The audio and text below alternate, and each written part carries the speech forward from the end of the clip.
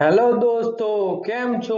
આજે આપણે જાણીશું ગુજરાતી સાહિત્ય સ્વરૂપમાં મધ્યકાલીન જે સ્વરૂપ છે જેમાં પદ સાહિત્ય સ્વરૂપનો ઊંડાણથી અભ્યાસ કરીશું એનિમેશન સાથે। આજે આપણે આ વિડીયોમાં શું જાણીશું મિત્રો? તો મધ્યકાલીન પદ સાહિત્ય સ્વરૂપના અભ્યાસમાં જાણીશું પદ શબ્દની વ્યુત્પત્તિ કઈ રીતે થઈ, પદ એટલે શું, તેની વ્યાખ્યા શું છે, પદના સ્વરૂપગત લક્ષણો કયા કયા છે અને પદના પ્રકારો કયા કયા છે। આમ આપણે પદ સ્વરૂપનો ઊંડાણથી અભ્યાસ કરીશું, તેથી આ વિડીયો પૂરો જોવા વિનંતી અને જો હજી સુધી સબસ્ક્રાઇબ ના કર્યો તો સબસ્ક્રાઇબ કરવા વિનંતી। પદ શબ્દની વ્યુત્પત્તિ ક્યાંથી થઈ, તેનો અર્થ શું છે? તો અગાઉ પાદ શબ્દ ગાયના 4 પગમાં એના એક પગ માટે વપરાતો હતો, તે ઉપરથી છેવટે 4 પૈકીનું એક એટલે પા એવો અર્થ થયો, ચતુર્થાંશ, પા ભાગ, ચોથો ભાગ, એ રીતે આગળ આ શબ્દ વધે છે અને એના જુદા જુદા અર્થમાં આ શબ્દ વપરાવા લાગ્યો। પદ શબ્દ પંક્તિના અર્થમાં પણ વપરાવા લાગ્યો અને પદ શબ્દ કડીના અર્થમાં પણ વપરાય છે અને પદનો અર્થ વિસ્તાર ચરણમાંથી એટલે કે પગમાંથી કડીમાં થયો અને કડીમાંથી કડી સમૂહ માટે થવા લાગ્યો। આવો વિચાર ડોલરરાય માંકડનો છે કે આવી રીતે આ શબ્દનો અર્થ વિસ્તાર થયો હશે। પદ શબ્દનો ઉલ્લેખ જયદેવકૃત ગીત ગોવિંદમાં જોવા મળે છે।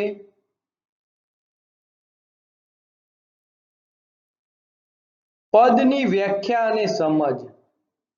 પદ એ નાનું ટૂંકું ગેય કાવ્ય છે, 3-4 પંક્તિથી માંડીને ઠીક લંબાણવાળું અને ઠીક પદ રચનાઓ થયેલી છે અને ધીરે ધીરે પદમાળા સુધી વિસ્તાર પામે છે। પદ મુક્તક કરતા મોટો તથા આખ્યાન કરતા નાનો એ બંનેની વચ્ચેનો કાવ્ય પ્રકાર છે આ પદ। પદ જૈન, વૈષ્ણવ, શૈવ, દેવી ભક્તો, વેદાંતીઓ એમ સર્વે મતના અનુયાયીઓએ પદો લખ્યા છે।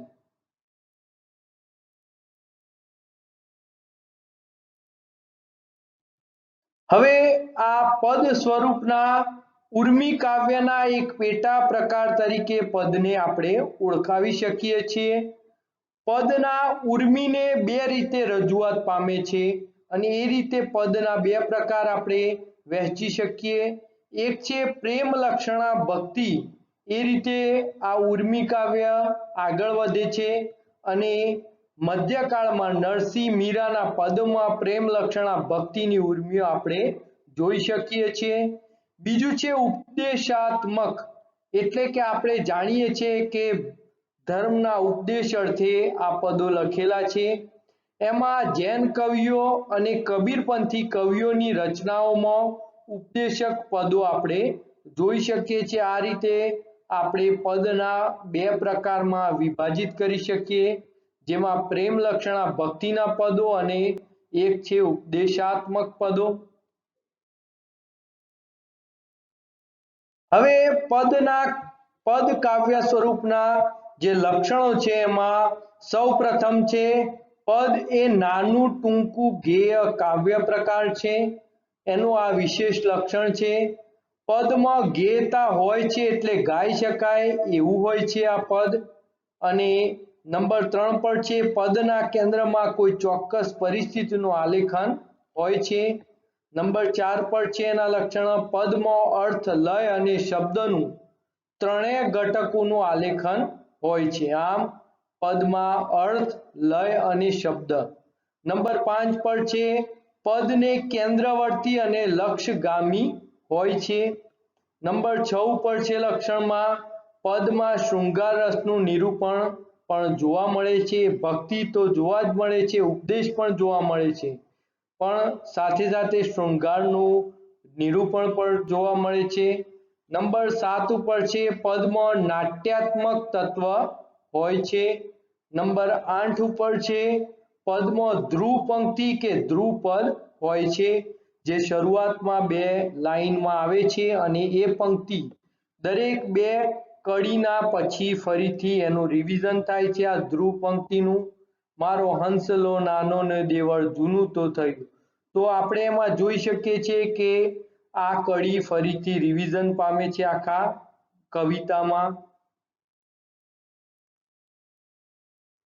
હવે પદના અનેક પ્રકારો પાડવામાં આવ્યા છે, જેમાં પદમાં રાસ પણ પદોમાં લખાય છે, ગરબા ગરબી પણ લખાય છે, માસ પણ લખાય છે, તિથિ પણ લખાય છે, વાર પણ લખાય છે. આ અલગ અલગ પ્રકાર છે પદના.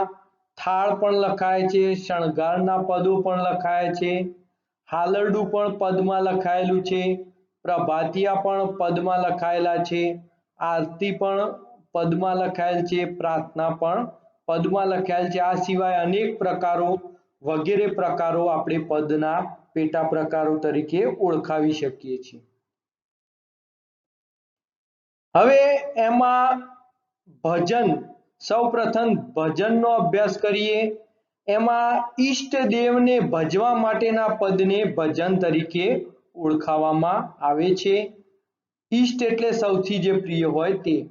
ભજનમાં આત્માને પરમાત્મા સાથે જોડવાની પ્રક્રિયાનું વર્ણન પણ કરવામાં આવે છે.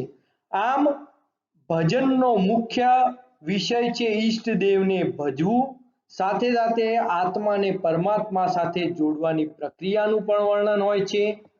અખિલ બ્રહ્માંડમાં એક તું શ્રી હરિ જુજવે રૂપે અનંત ભાસે, દેહમાં દેહ તું, તત્વમાં તેજ તું, શૂન્યમાં શબ્દ થઈ વેદ ભાસે. એવા અનેક પદો લખાય છે, જે નરસિંહ મહેતાના પદ જાણીતું છે. આમ પ્રભાતિયામાં પણ આ ગવાય છે. સાથે સાથે મારો હંસલો નાનો ને દેવળ જૂનું તો થયું, જૂનું તો થયું રે દેવળ જૂનું તો થયું. મીરાબાઈનું જાણીતું આ પદ છે. હવે આપણે પદમાં અન્ય છે પ્રભાતિયા, જે સવારે ગાવામાં આવતા હતા. નરસિંહ મહેતાના પદને પ્રભાતિયા તરીકે ઓળખાવવામાં આવે છે, કારણ કે જ્યારે નરસિંહ મહેતા સવારે સ્નાન કરવા માટે દામોદર કુંડમાં જતા, ત્યારે પ્રભુ ભક્તિના ભજનોની રેલમ છેલ કરતા કરતા રસ્તામાં જતા હતા. આ સમયે ગવાતા, પ્રભાત સમયે ગવાતા હોવાથી આને પ્રભાતિયા તરીકે ઓળખાવા લાગ્યા. જેમાં વહેલી પરોઢ સમયે ગવાતા પદોને પ્રભાતિયા કહે છે. નિરખને ગગનમાં કોણ ઘૂમી રહ્યું, તેજ હું શબ્દ બોલે. આ પ્રકારના પદો છે. અને એમાં છે જાગને જાદવા કૃષ્ણ ગો વાળિયા, તુજ વિન ધેનુમાં કોણ જાશે. આમ ભક્ત જાણે કે ભગવાનને ઉઠાડી રહ્યો હોય, હકીકતમાં તો ભગવાન ભક્તને ઉઠાડે, પરંતુ અહીંયા આ ભક્તની એક પ્રેમ અવસ્થા છે કે જેમાં એ જાણે કે આપણને જગાડી રહ્યા છે. જાગને જાદવા કૃષ્ણ ગો વાળિયા, તુજ વિન ધેનુમાં કોણ જાશે. આમ ભગવાનને જગાવે છે. હવે પદના અન્ય પ્રકારમાં છે પ્રાર્થના, જેમાં ભજન પ્રાર્થના બંને મળતા આવતા સ્વરૂપો છે, પરંતુ પ્રાર્થના અને ભજનમાં એટલો ફરક છે કે ભજન ભક્તિ માટે હોય, એમાં ભગવાનનું અને ભક્તનું અને અલગ અલગ રીતે ભજન ભજવા માટે હોય, અને પ્રાર્થના એ રિક્વેસ્ટ છે. આપણે કંઈ માગવું હોય પ્રભુ પાસે, કંઈ વિનંતી કરવી હોય, ત્યારે આ પ્રાર્થના સ્વરૂપ આવે છે. પ્રાર્થનાને ઈષ્ટદેવને ઉદ્દેશી કરાયેલી યાચના છે, માગવું છે એના આગળ, ભિક્ષા માગવી છે માલિક આગળ. જીવન અંજલિ થાજો મારું, જીવન અંજલિ થાજો, કે મારું જીવન કોઈને કામમાં આવે. એક ચુલ્લું ભર પાણી જેમ કોઈના કામમાં આવે છે, એવી રીતે મારું જીવન પણ કોઈના કામમાં આવે. મારું જીવન અંજલિ થાજો, ભૂખ્યા કાજે ભોજન બનજો, તરસાનું જળ થાજો. એવું સુંદર વિનંતી કરતું પ્રાર્થના છે. આ સિવાય અસત્યો માહેથી પ્રભુ પરમ સત્ય તું લઈ જા. હે માલિક, હે કૃપાળુ, તું મને અસત્યમાંથી સત્ય તરફ લઈ જા.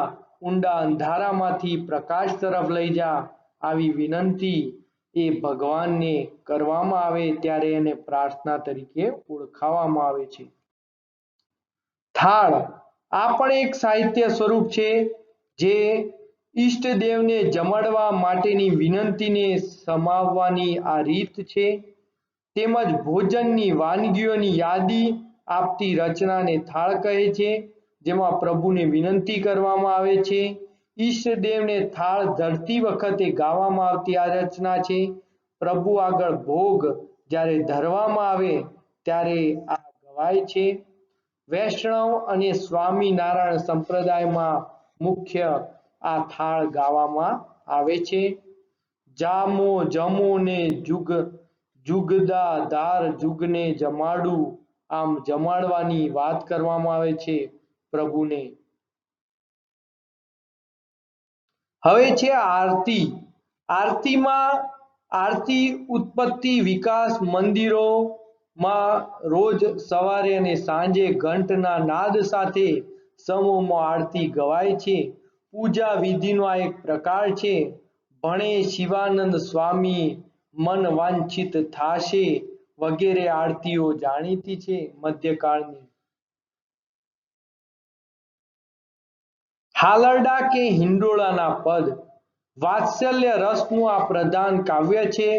ખાસ કરીને જન્માષ્ટમી જેવા પ્રસંગોએ આ ગવાય છે અને હાલરડા અને હિંડોળાના પદ એ પ્રભુને જ્યારે બચપન બાલ્ય અવસ્થા હતી એની નટખટ અવસ્થાનું વર્ણન પણ આમાં આવે છે.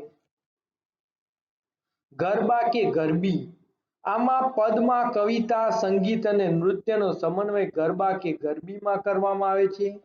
દેવી શક્તિ, દેવી ભક્તિનું નિરૂપણ તથા પ્રેમ લક્ષણા ભક્તિ, બહુચરા માતાના ગરબા, સત્યભામાના ગરબા વગેરે જાણીતા છે.